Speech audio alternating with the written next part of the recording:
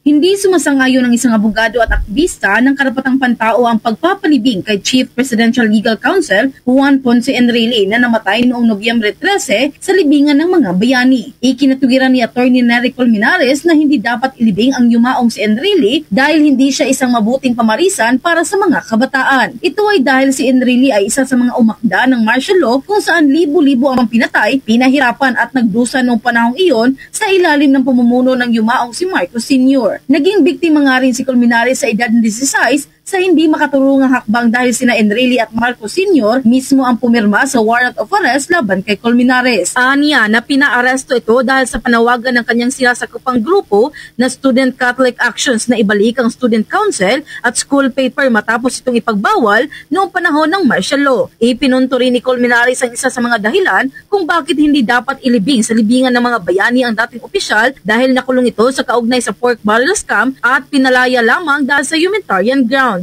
Idinagdag pa niya na kung ililibing si Enrile kasama ng mga bayani, tinuturuan lamang ang mga senador na magnakaw sa kaban ng bayan dahil 3 hanggang 4 na taon lamang ang hatol ng pagkakabilanggo at makakalaya na at mapapabilang pa sa mga bayani. Ang mga nililibing dapat sa libingan ng mga bayani ay yung mga modelo na dapat pamarisan ng ating kabataan. Si Enrile ay hindi bayani na dapat pamarisan. So hindi, ang hirap naman.